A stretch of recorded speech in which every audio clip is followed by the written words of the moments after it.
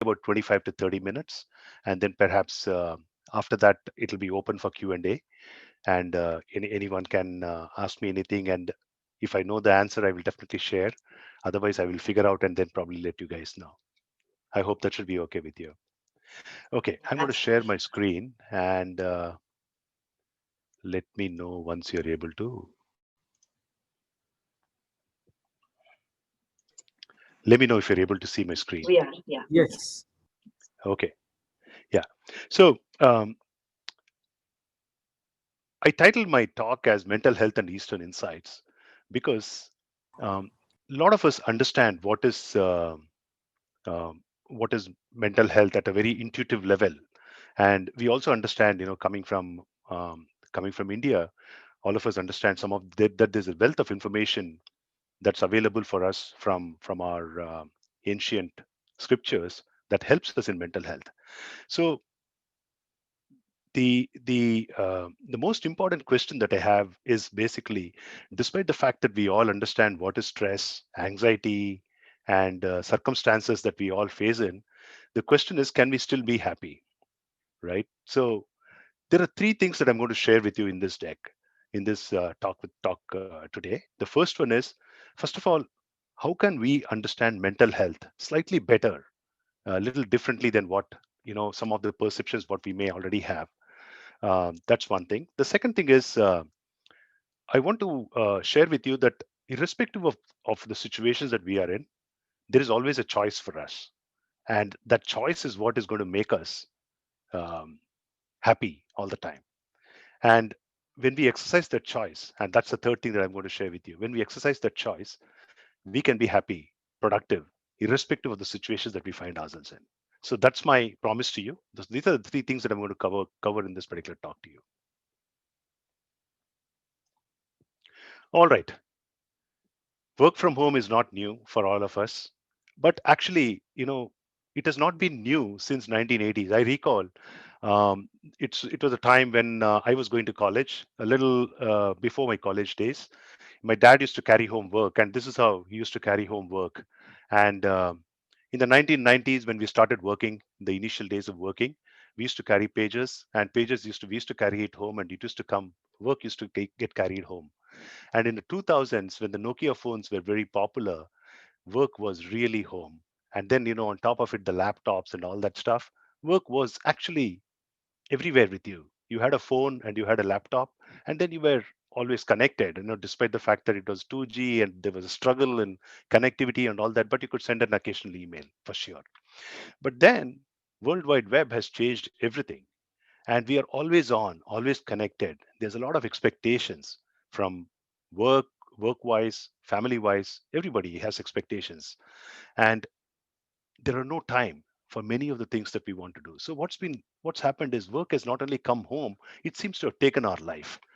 But what has happened is that the situation that we face today is very different from the situations of the 1980s, because look at the struggles what the remote workers like us, you know fortunately or unfortunately, that's a different topic. COVID has forced us to work from home.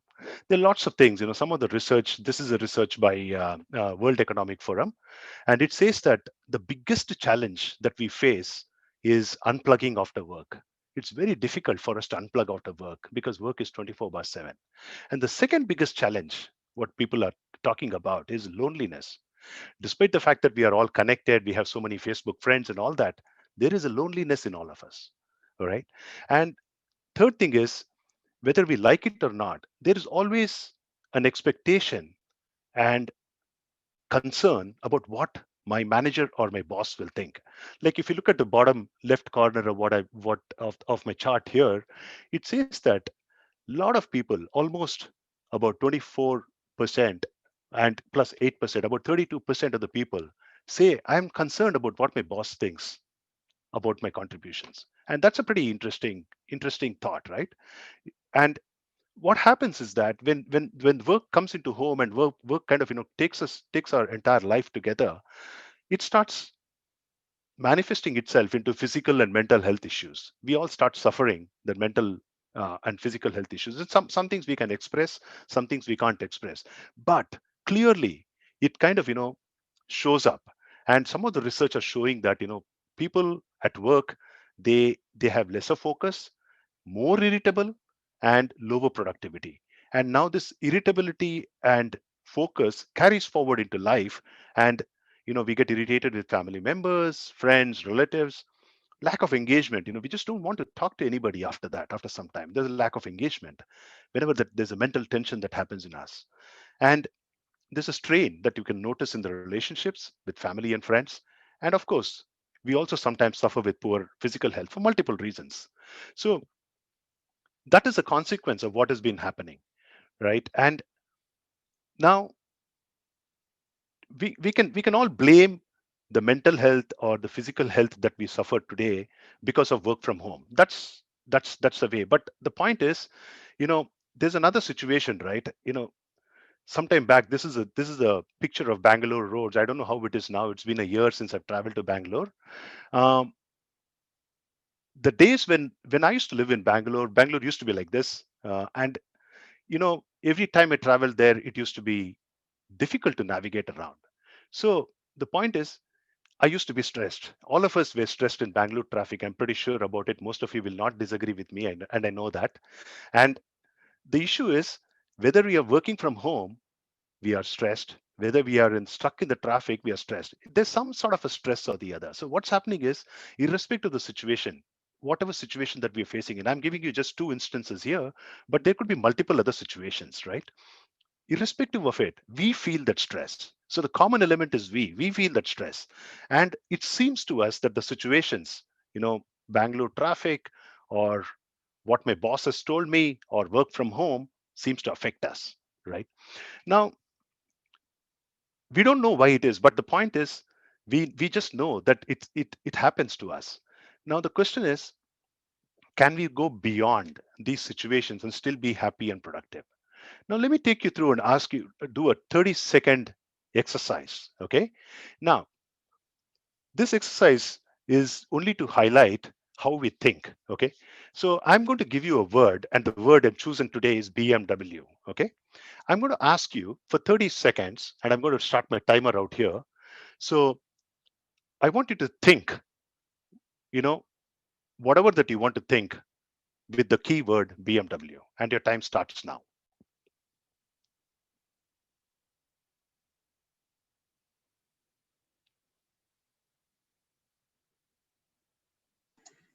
And do we put that on chat or No, unmute no, just ourselves? think.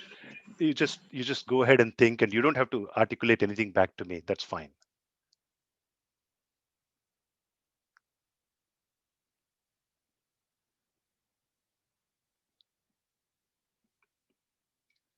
All right.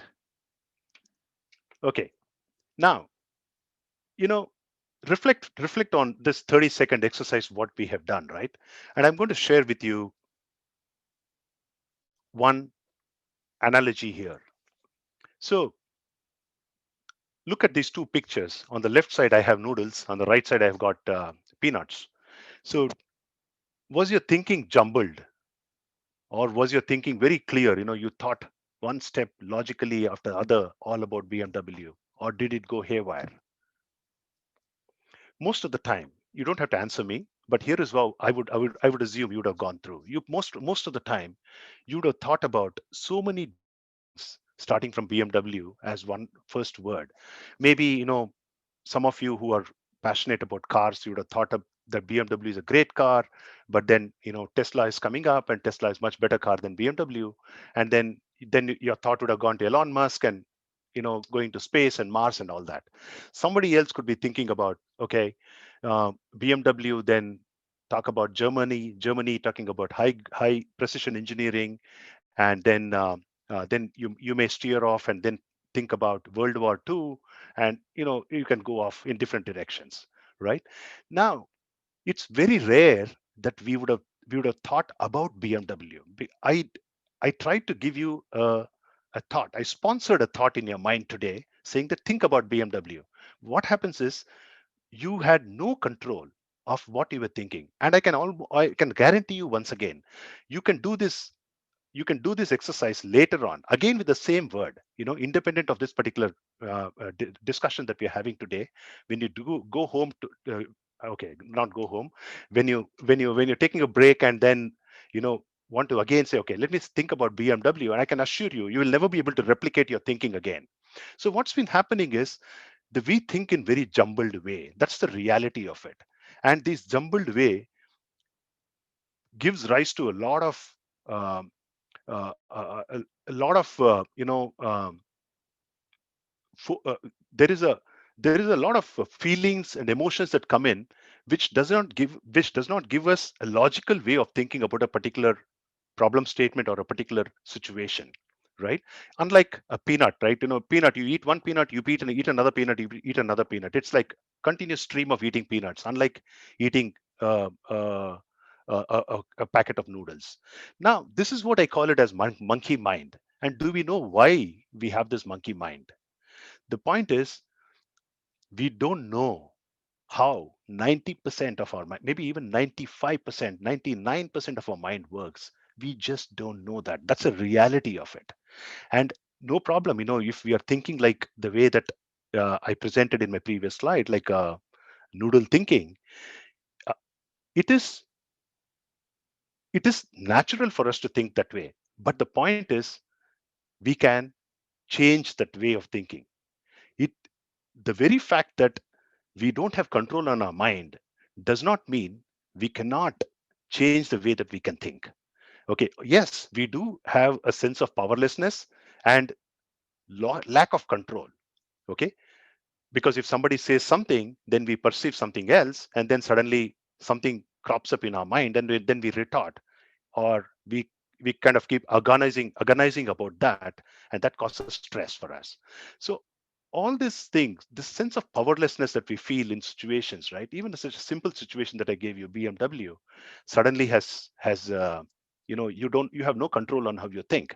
So basically, this causes stress, right? Now, stress is a great word, but do we exactly know what stress is, right? So there are multiple ways of defining stress and all that, but I try to present to you, I'm going to present to you a very, very simplistic definition that we're going to work with. I'm not going to read everything on this slide, so I'm going to share the slides later on with you. You can read about it. So some of these surveys, there's a survey called Strong Minds at Work. It talks about how stress manifests, and they take two examples: depression and anxiety. And again, mind you, depression and anxiety are two, again, big words like stress. And if you go and read the definition in a dictionary, depression, anxiety, stress, all of them, we'll get confused. Oh, looks like I'm stressed. Oh, looks like I'm depressed. Looks like I'm anxious. We will start assuming, because the definition is so broad and so generic, that it will applicable for everybody, right? So that's the problem statement. But the point is, you know we don't have a very good workable definition how to handle stress, and that's the problem that we have. Despite the fact that we have no control on how our mind thinks, we also seem to assume a lot of things about some of these commonly used words like stress, mental health, mind, depression, anxiety, and all that. So rather than getting into the theoretical definition of what the psychologists talk about stress or depression or anxiety, I want to go with a very, very practical definition of stress. So here is how I would like to define stress for you. Stress is basically the demands placed on us divided by the number of resources that we have available to meet those demands. So it's a very simple mathematical equation. Okay, demands placed on us divided by number of resources what we have. Now, why is this a very relevant equation? Okay, it's relevant because think about this way. At the end of the day, we have some certain resources with us. Physical resources, the health is a resource for us. Time is a resource for us. Our knowledge, our intellectual capacity is a resource for us. Okay, how well are we able to respond? How correctly are we able to respond to a situation is a resource for us. All these things are resources. How do we and demands, for example, right? Demands can come from multiple ways. It can come from work. Okay, and trust me, whether it is going to be this year or next year or last year, work will always have increasing demands. The bosses are never going to give us lower targets or lower goals for us to achieve. It's never going to be possible. So demands from work are going to come in. Of course, demands are going to come in from family. Family members have different expectations, and with the work from home situation coming in, now work comes in, family demands also come in, and sometimes both of them come in at the same time, and we don't know what to do, right? So there are going to be demands placed on us, and unless and until we are able to figure out how to meet those demands, it is impossible for us not to feel stressed. That's the key purpose of me sharing this simple equation.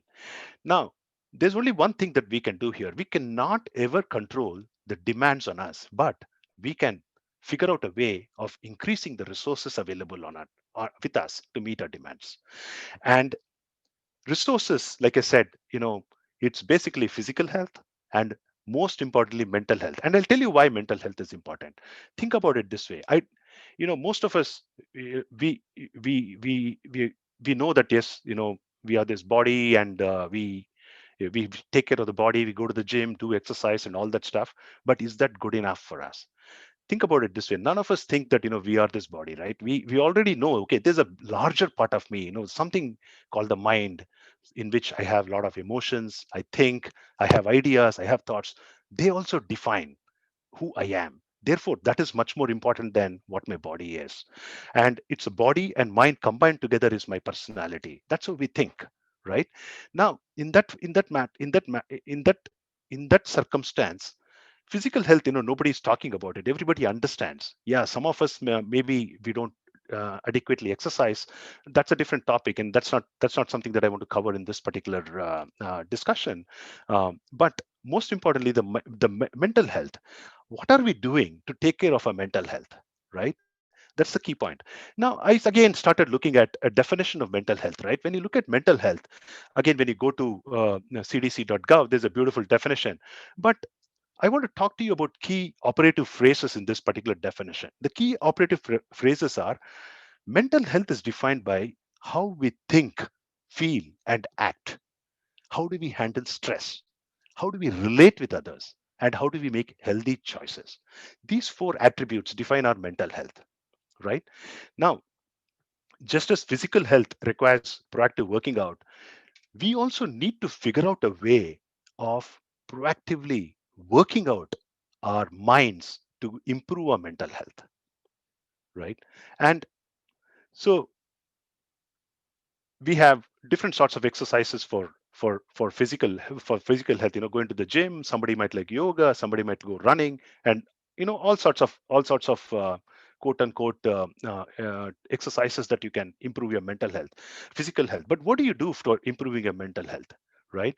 So before we answer that question, I want to introduce you to a concept. uh, if you have not read this book, I would strongly encourage you to read this book called Man's Search for Meaning. It's by a Nazi camp survivor called Viktor E. Frankl. So Viktor E. Frankl was an eminent psychologist during the World War II timeframe, 1930s, 1940s, and he survived Nazi camp, and he got out, and he wrote a book called The Man's Search for Meaning. And he's also one of the very, very famous psychologists who had a third school of psychology next to Carl Jung and Alfred Adler and Sigmund Freud based theories. Now he has a very beautiful quote, and the quote says something like this, and I'm going to read this quote for you. Between stimulus and response, there is a space, and in that space is a power to choose our response. In our response lies our growth and freedom. And I love this quote because if you look at some of those highlighted words, which we're going to cover in the next few slides, you will really understand what is Viktor Frankl telling us with respect to how we can improve our mental health. Okay, so let me step back for a second. With that as with Viktor Frankl's quote in the background, let me step back for a second. Let's a friend of mine did this map it's called the Y map, right? Now you can see, we've got different kind of charts, different kind of graphs, which keeps on going, some of them long and some of them short. So if you ask yourself, why do you do what you do? Not how you do what you do, but if you ask why you do what you do, right? Almost always within question of asking 7 times why, right? You will end up with an answer which is common across any sort of thing that you take. For example, let's take the longest path in this particular route, okay, which is I want to get into a good university. And for what? I ask myself, for what? To get a decent job. For what? To make money. For what? To buy a car, house. For what? To live a luxurious life. For what? Have fun. For what? Be happy. We will always end up with a final goal saying that we are doing whatever that we are doing to be happy. That's the reality of it. So basically, going back to the quote, what Viktor Frankl says, the growth and freedom that he talks about in his quote, the growth and freedom is being happy at the end of it. Finding that happiness all the time is the growth, and that's the one, that's the freedom that he talks about. Now, he says that we have to exercise the power of choice when we respond whenever we get a stimulus, right? Now let's understand what is stimulus and what is response from a mental health perspective, right? So again, very simplistic way of looking at ourselves. So this is how our scriptures defines the human mind, right? The human mind is divided into uh, three broad buckets, like what I'm showing you. Let's start with the arrow from here.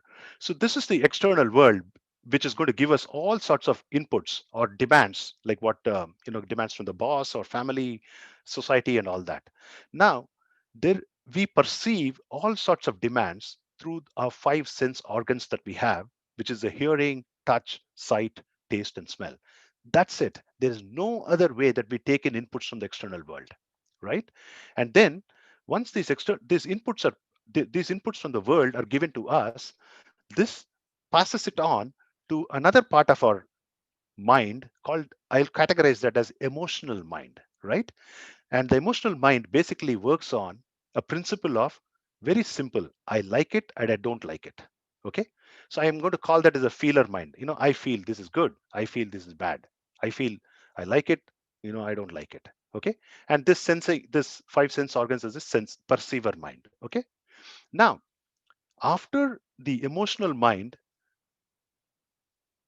decides what that it likes or doesn't like the input what it has received, it does not do anything with it. It passes it on to another part of our mind called as the intellectual mind. So intellectual mind is that rational decision maker. Okay. It says, okay, now I see a chocolate. Now my sense organs have perceived the chocolate, and then it passed it on to my another part of my mind called emotional mind. The emotional mind said, wow, I love chocolates, I'm going to eat it. Okay. But then it goes to the rational mind and say, hey, I want to eat the chocolate. The rational mind says, hmm, you come from a family of diabetics, you should not be eating chocolates. But then the emotional mind says, no, I really like it, I'm going to eat it. Or sometimes the sense of taste says, no way, forget about it, just one chocolate, I'm going to eat it now. So what's happening is, in the whole process, this the our sense organs or the emotional mind overtake and overrule the rational intellectual mind. Unfortunately, this happens in most of the time for us. That's not all. What is also happening is, over a period of time, we start responding in a particular way. For example, somebody says something to us, and then suddenly we perceive that's not good for us, and then we retort back, we get angry and we say something else. And when we start repeating that particular pattern over a period of time, what happens is it builds an automatic pattern into us, and that automatic pattern goes into what I call it as the memory, this iceberg of deep subconscious that we all have, unconscious desires, tendencies, likes, dislikes, past conditioning, memories, that subconscious. Okay. That one, unfortunately, bypasses this and strengthens these two folks out here to start responding in a particular way, which is not rational, which is not logical most of the time. It's always driven by emotions, it's always driven by likes, it's always driven by dislikes. So, this is the problem statement that we have. So, this is how we process up. stimulus and response today, unfortunately. And this is exactly what is going to give rise to stress. This is what is mental ill health if we continue to practice it this way, because we are not living a rational life here. We are living the life of likes and dislikes. So, how do we do that? The space that Viktor Frankl talks about. When I got a stimulus from the external world, somebody told me something that's a stimulus. Then I process it, and rather than retorting back in anger, I say I take a pause, and a pause is exercising this intellect, saying that okay, now I am getting angry. Yes, I realize I'm getting angry, but I'm not going to retort in anger, but I'm going to figure out a better way of responding to it.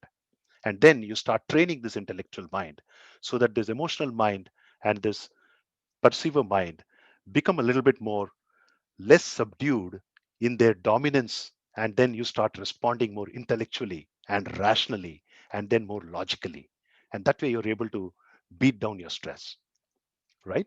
So I'll again go back to the Bangalore roads traffic, right?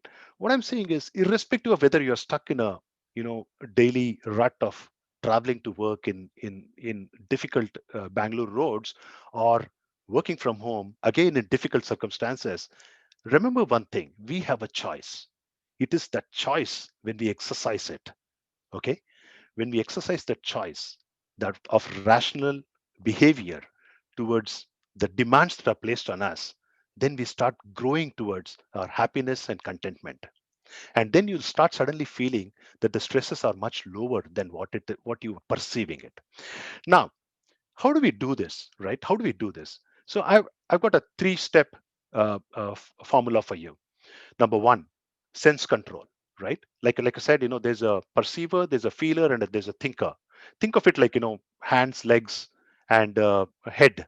Think of it like, just as we call three different parts of a body with different names, the mind, different parts. Let me call it as three different parts. Okay, perceiver, feeler, and thinker, right? So sense control is to control the perceiver.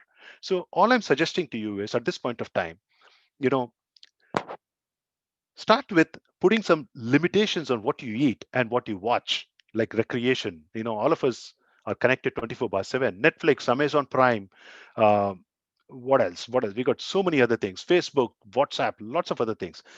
Recreation limitation, and in eating and recreation, is the first and fundamental thing that we have to make a conscious choice. That's going to change the way that we perceive the entire stress that's going to happen to us in our life. The second thing, and I'm going to talk a little bit more, all the ones that I've underlined here, I'm going to talk a little bit more in detail. The second one is belly breathing. Remember one thing: the mind and the body, they're connected with breath, right? Breath is like a small wheel, but connecting these two things, like a small gear wheel that connects these two things. The moment you're able to control the breath, you're able to control the body, and you're able to control the mind. And I'm going to talk to you that a little bit in my next slide. That's to control the sense control, right? The perceiver part of your brain. Now, the emotional part of your mind, the emotional part of the mind, because it works on very simple things: my likes and dislikes, selfishness, you got to work with an antidote for it. You got to say, I'm going to present to it with an antidote, and the antidote is called as the selfless work, and I will talk about that in my next slide. There are other things that we can do. Belly breathing, again, if you see, that's a fundamental practice that I would encourage each one of us to do every day. Okay. Then the third point is the intellect. The intellect. How do you train your rational mind to find that space to respond more logically, right? My recommendation to you is, keep questioning your life's purpose. It doesn't matter what you're doing, what your life, what work you're doing today, or what circumstance you are doing in. Good, bad, ugly. It doesn't really matter. Keep asking why. What is my life's purpose? Now, there's a beautiful analogy that I recently came across. You must have seen this movie Pa by Amitabh Bachchan, and if some of you are watching Tamil movies, Chandramukhi by Rajnikant. You know, almost always, uh, if you watch that movie once again, you will know that nobody can replace Amitabh Bachchan in Pa and do as good a job as what he has done, or nobody can replace Rajnikant in Chandramukhi as much as you know the what he has been able to deliver in that particular role. That's because the script has been written for them, right? And they have been able to, the director has written the script in such a way that only that particular person can deliver. Likewise, the circumstances what we are in, there is someone who has written that script for us, saying that only we can deliver that particular role. And we have to keep asking, what is that role that I'm doing? And what is my life's purpose? How can I contribute to the larger society? It could be my family, my work environment, my society, whatever, whichever way that you think about, your life situation. How can I contribute? Keep questioning that. So these are the three things that I suggest to you. Now I'm going to dive deeper into belly breathing, and I share with you the importance of belly breathing.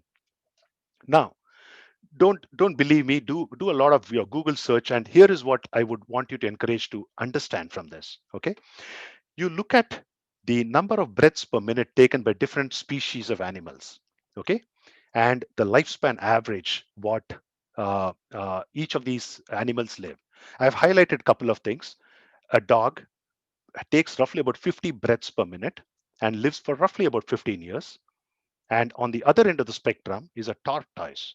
A tortoise breathes for 3 to 4 breaths per minute, lives for roughly 400 years. Healthy. Okay. A human being, 15 to 30 breaths per minute. We live between 60 to 80 years. Now, if we can figure out a way of breathing deep and slow, we can live not only longer, but we'll be able to beat stress. And more importantly, we will have the we will start creating for ourselves that particular space where the emotional mind is calmed down quite a bit, and then the rational mind is be able to exercise and then help you in making rational choices. And there is one beautiful technique, you can Google it up. It's called belly breathing or yogic breathing, where you can use 100% or maybe near 100% of your lung capacity to breathe, which means suddenly there is so much of oxygenation of your blood that's going in, and then this oxygenated blood is circulating all through your body that, you know, some of those places, the places where there are some diseases, they automatically are eliminated. And this is a perfect science. Ayurveda talks about it, yogic science talks about it, and I'm not going to go into details about that. But please Google for belly breathing, yogic breathing, and please adopt it. Today, we breathe with just 10% of our lung capacity, and you can switch it. And here is a trick that I'm suggesting to you. Because you're working from home or working in front of a computer most of the time, sitting in front of the computer all the time, my recommendation to you is at the stroke of every 1 hour, okay, just drop everything what you do. For 1 minute, just do deep breathing. And the moment you do that, for the next 59 minutes, go do your work. Again, do it. Just do it for 21 days or maybe 1 month and figure out for yourself how your body has changed, how your mind has changed, how responsive you are, and how more happier you are. Trust me on that. Okay. Now, I'm going to talk to you a little bit about that. Was basically to help you with the sense, the perceiver management. Now let's look at the feeler management. The the feeler management always works with likes and dislikes, like we talked about. So I like it, I do it. I don't like it, I don't want to do it. Right. But the point is, think about it this way. You know, we are in a particular role at work and at home, and only we can do that role. Nobody else can do that role. There are other people dependent on us, are dependent on the work what we do for for for continuing for their work. It could be either an input for them, or they're dependent on our work to deliver, something else much larger to the organization or to the family. Right. Now, first of all, we have to start accepting the roles what we are playing, because we have to understand, each one of these roles are pretty important in the entire scope of the universe. For example, there was this study that was done saying that if all the bees were made extinct in the world today, okay, uh, within about 30 years, I believe the entire human race will get extinct, because bees are responsible for cross pollinating roughly about 30 to 40% of what humans consume. Now, think about it. A bee is such a small creature that can cause extinction if it did not do its work. Likewise, think about it from our perspective. Each one of us, we have certain relationships, okay, and we are playing a larger role. So we have to accept that that's an important part of our role, right? And second thing is we have to start assuming and do give 100% importance to the role that we're doing in, and focus all our mental energies. The you remember, if you remember the BMW experiment that we did, lots of thoughts go into our mind, and most of those thoughts go into the results as well. But but I'm saying, even if one thought of it goes into, oh, am I going to get the result of the work what I'm going to do or not, then you have wasted one thought. But if you say, how can I do it best, so that it doesn't matter what result I'm going to get, because I'm going to define myself not by the result, but I'm going to define myself by how best I'm going to do it. Then suddenly what's going to happen is you have changed the frame of your reference. Your rational mind has said, okay, the definition of success for me is how best I do my work, rather than what am I going to get. Am I going to get a promotion, or am I going to is my boss going to get upset with me? you know you're not wasting those thoughts anymore. You're saying, how can I do this best? Now when we do that, what happens is automatically our self-worth our increases, our decision making abilities increases. Now when the self-worth and decision making abilities increases, we are going to deliver to the best of our abilities. It's like, think about this way. There's sunlight coming in, and then you want to all of us have done this experiment as kids, right? You want to burn a piece of paper. You keep the piece of paper, you take this lens, and then you focus all your energies, and then it burns it. Otherwise it's all dissipated. So there's no point in dissipating our mental energies. We need to focus it, and when we need to focus it, we got to reduce the distractions. Results, outcome, whether you're going to get a promotion, whether you're going to close that sales deal or not, is not in our hands. I'm a sales guy for the last 30 years. Trust me, every time I think that, I've done everything, there is going to be something else or the other that can wreck a deal for me. Okay. So over a period of time, I've come to realize that all I can do is not worry about what is going to come as an outcome of what I'm going to get for me. But if I do my work the best, I'm pretty sure I'm going to get the result. So I'm going to shift the frame of reference, and I'm proposing that to you, saying that shift the frame of reference, saying that, okay, what am I going to get if I do this, or will I get the benefit what I'm looking for? Instead of asking that question, ask yourself, can I do this work the best way? That automatically helps us to reduce the emotional mind's influence on us, and also it builds our rational mind. Now, I've almost come to the end of my presentation, and I'm going to summarize this in the few keywords and phrases that we talked about, right? So just as we understand our mind, our body as, different parts, like, hands, legs, muscles, and things like that, think of the mind as perceiver, feeler, and thinker. Okay.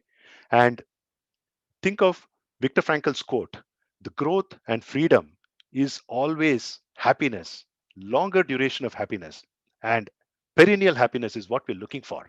And whatever we do, that's what is our goal. And in order for us to reach that, we have to exercise what is called as choices. And the choices is basically coming from the rational mind. It doesn't come from the emotional mind. And we also have this deep iceberg of desires and tendencies that make us work, in a very impulsive way.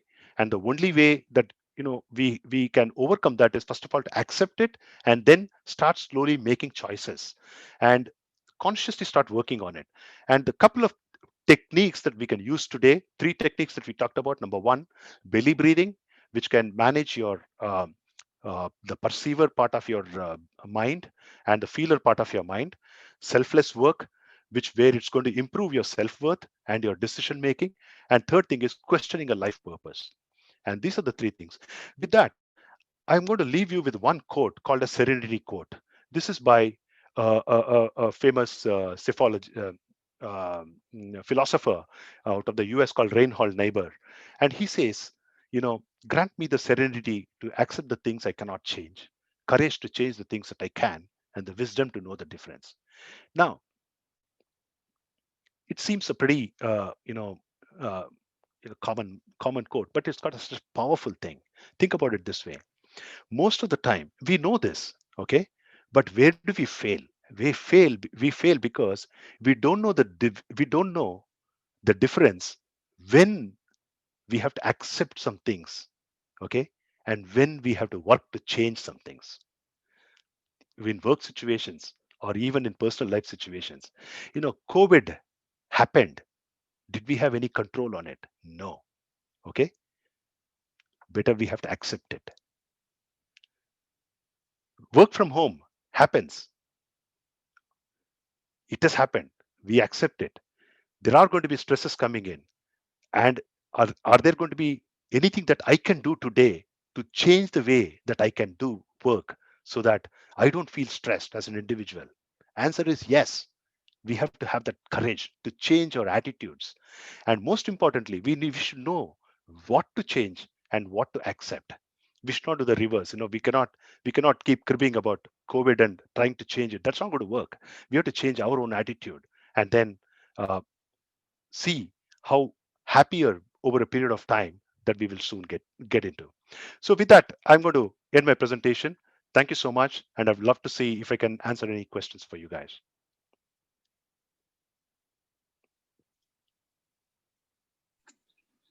Thanks, Rajesh. It was rather profound and insightful. I'll just leave the floor open to the team if they want to ask some questions. Either you can unmute yourselves or put it on the chat box. Uh, Hi, this is Garima this side. Thank you for the all of this information. It was quite informative. Uh, just at the end of your talk, you were just talking about knowing when to change things and when to, till what point can you just take it. You can keep taking it and then you need to change it. There is a point when you have to trigger the change.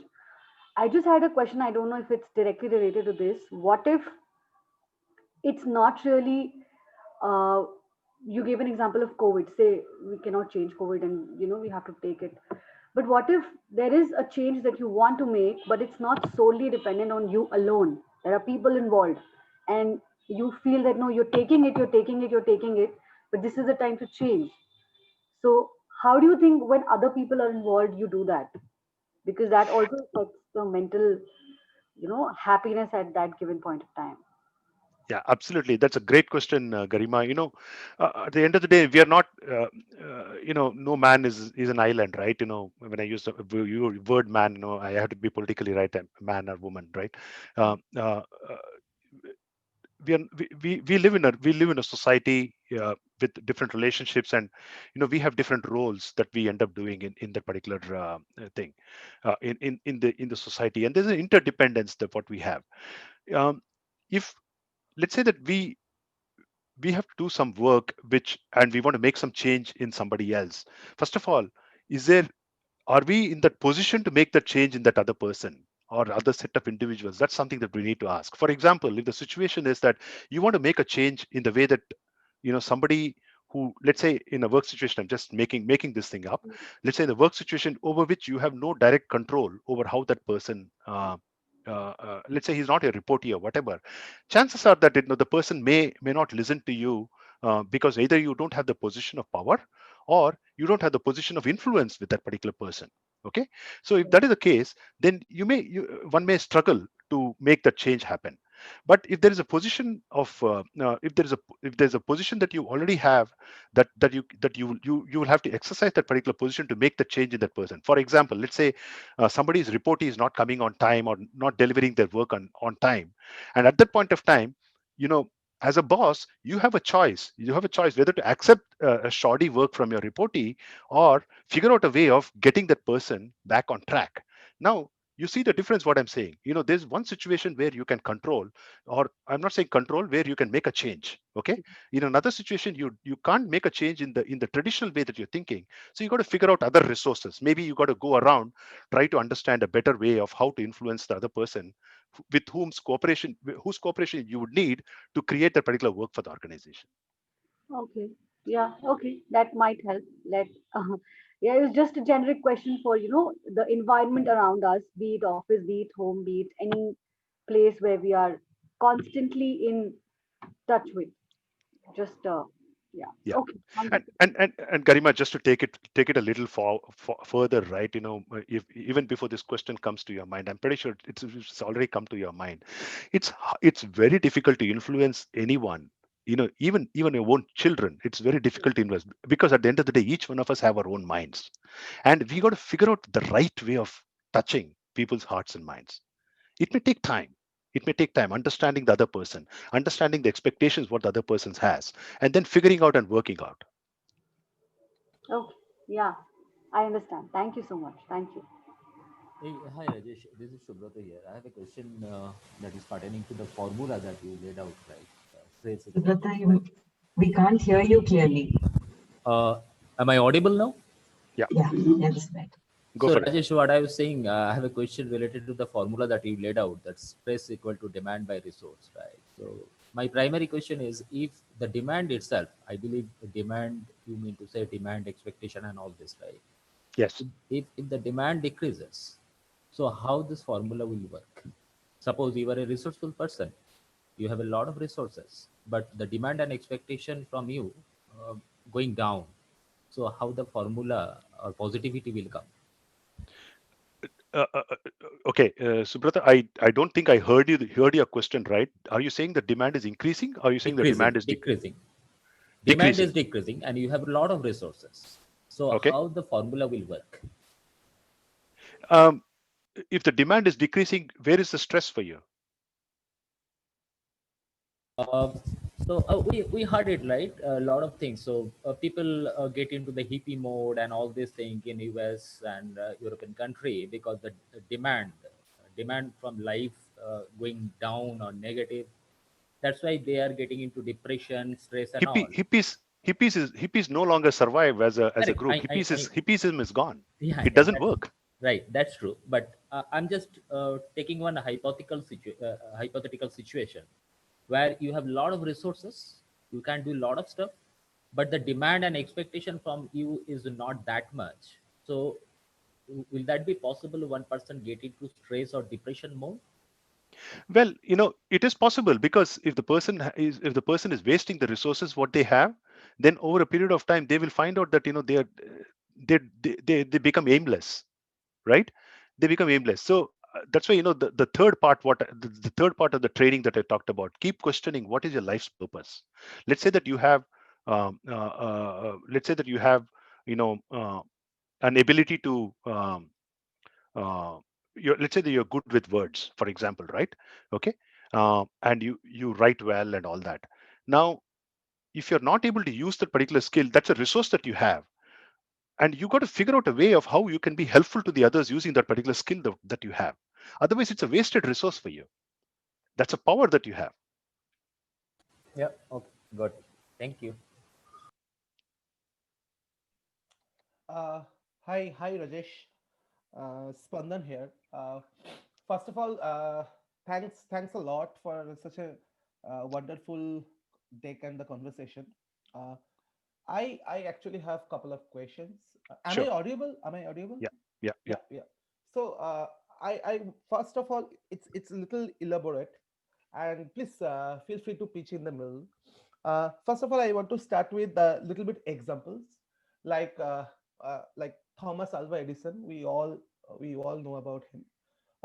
He was running with mental illness in his childhood that has been reported that his primary school teacher has said something. Similar thing happened with Albert Einstein. If we talk about Alan Turing, he was running with also mental illness. Very recently, if we back in 80s or 90s, if we are a Formula One fan, if we know about Ayrton Senna, he was also running with uh, mental illness. Um, this is the story. This is just a couple of example I'm giving. Now, in Probe, we are in a unique leadership, or probably you can say that we are in a unique organization where low hanging things which can cause mental illness that has been already taken care of, at least that has been taken care of from my place. So what are the low hanging things? That you have a pressure of a huge deadline and you have to meet, otherwise people will kill you. That has been gone. We don't follow deadline. You have a pressure of huge work that you have to sit like 14, 18 hours, and your rest of life, the other part of life, your family, your hobbies, that has been killed upon, that has been also taken care of. Now you think of a unique situation where you are striving for a innovation, to make things different. You want to do something which is really very special, not for you, but for the organization as well as for the country. In that time, so much of iterations, you have a lot of sleepless night. In the middle of night, you are thinking that, okay, in the morning I can do in this way. So your mind can go bizarre state. You can have a multiple sleepless night. Your sleep can go for a toss. Many things can happen, which is not actually because you are not happy.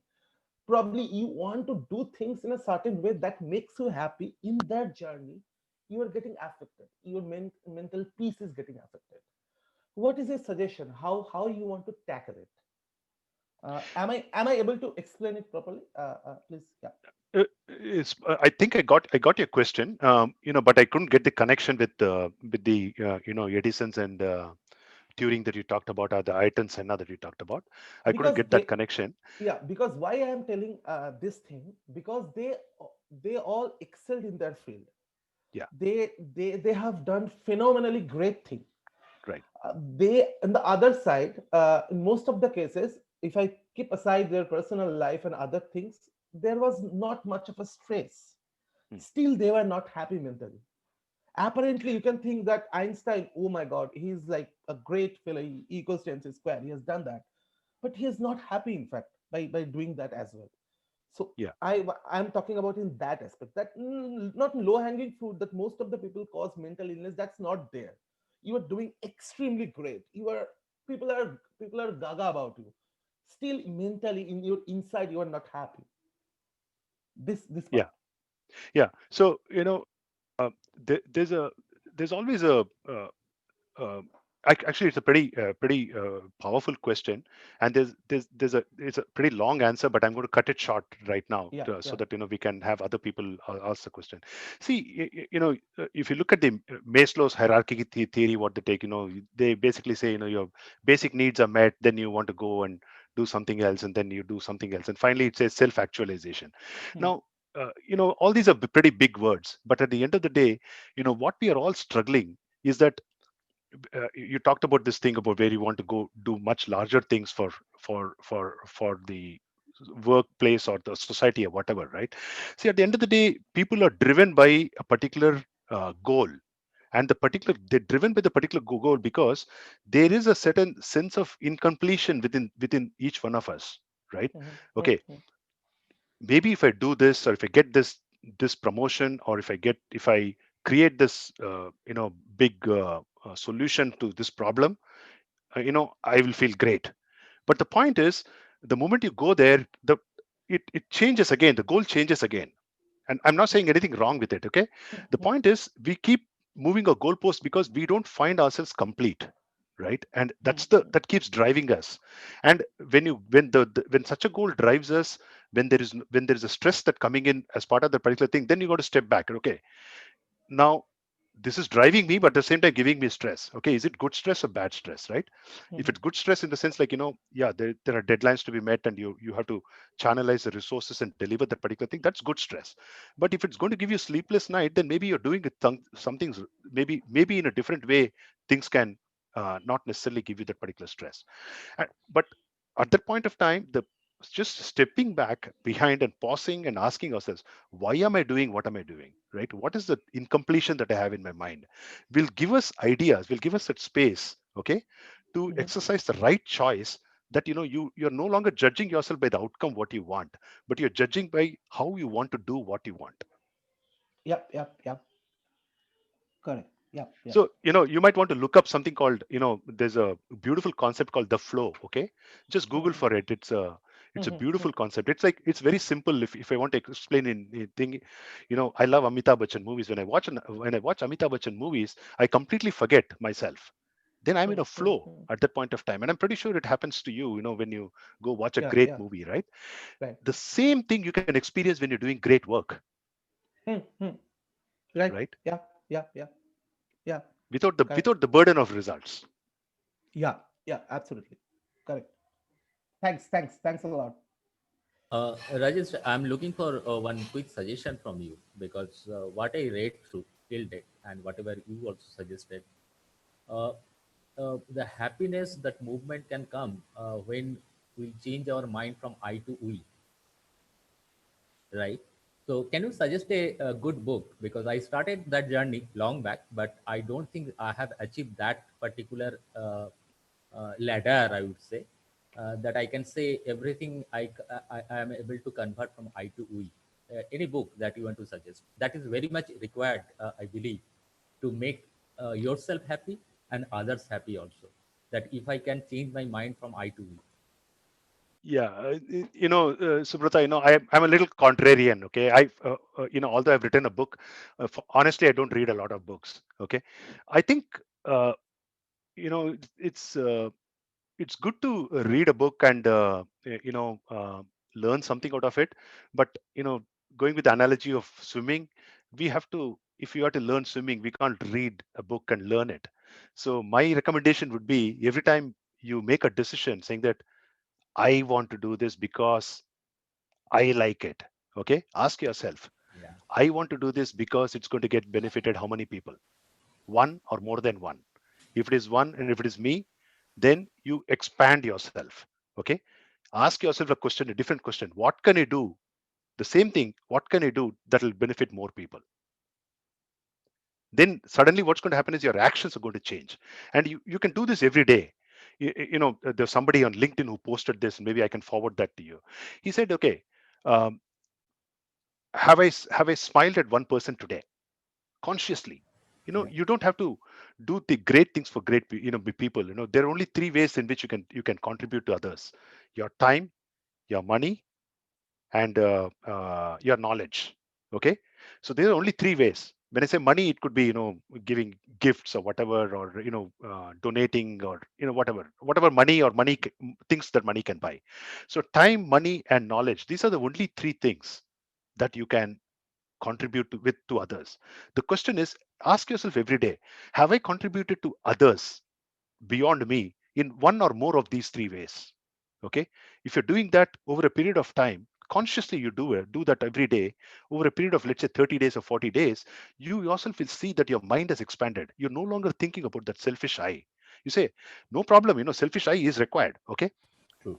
then you'll ask this question: is this going to benefit many people? And then you'll say, is this going to benefit many people including me? That's a great question to have. But is this going to benefit only me? That question will go away for you. Okay. Got it.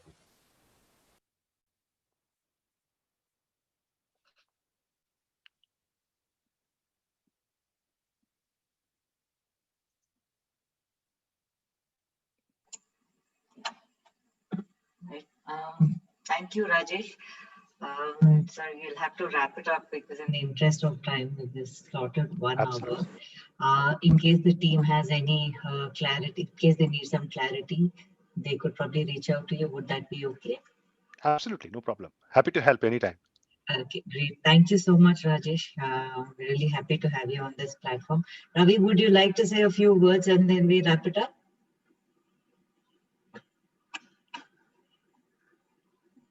I don't. Is Ravi there?